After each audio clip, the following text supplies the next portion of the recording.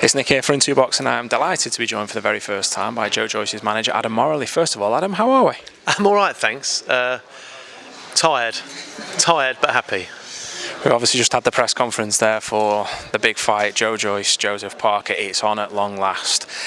Got a bit heated up there. I thought, a bit of needle back and forth, but is there genuine respect there between the two, or is there a little bit of sort of needle where it could tip over the edge at some stage? I always thought with this fight, actually, when you have Joe Parker, Joe Joyce, two of probably the nicest men in the heavyweight division, it was going to be really hard to create, not fake needle, but create some sort of animosity between the two of them.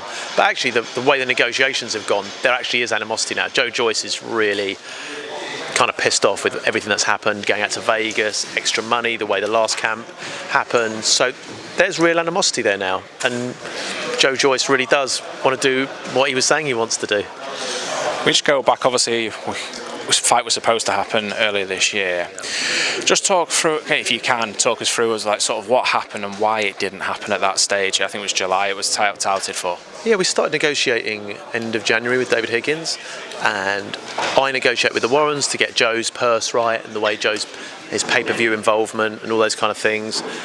The Warrens were negotiating with Parker, but that was more than a one-fight deal. It was that deal that fell over. After they'd asked us to postpone once because of Andy Lee's wife, and after we'd booked the Manchester Arena for September 24th, they weren't texting back.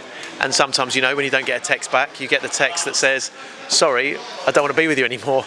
And that's what happened, and Parker signed with Sky. And I thought the fight was dead in the water then, and it made us question everything we'd done in the lead up. Joe was incredibly frustrated. Hugely expensive camp in Vegas.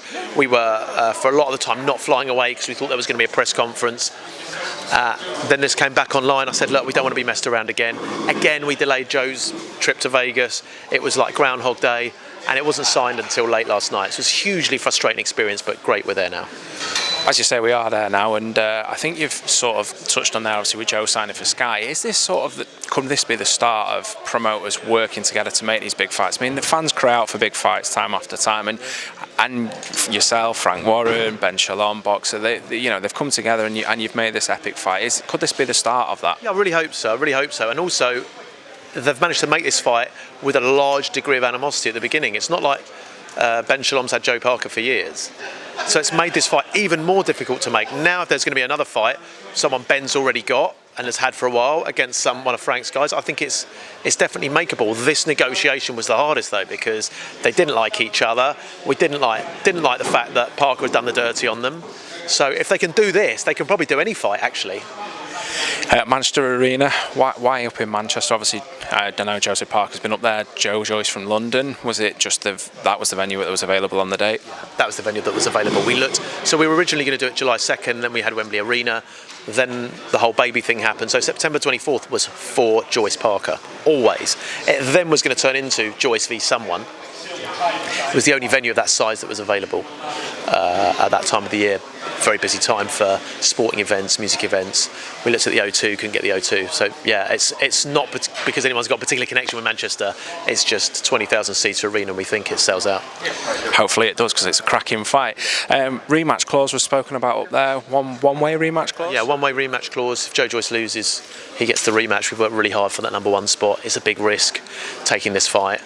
And as the A side, you would hope your management, your promoter, would ensure you had that bit of insurance. Frank alluded to up there that hopefully the winner will go on to fight the winner of Anthony Joshua, Oleksandr Usyk. So it'd be rude not to ask you your thoughts on that fight. How do you see that one playing out? Look, I think for British boxing, I'd hope AJ would be the winner. It produces AJ Fury, which is probably going to be the biggest fight in boxing history.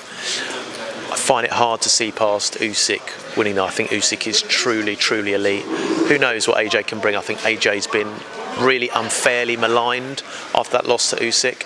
People writing him off, saying he's not very good.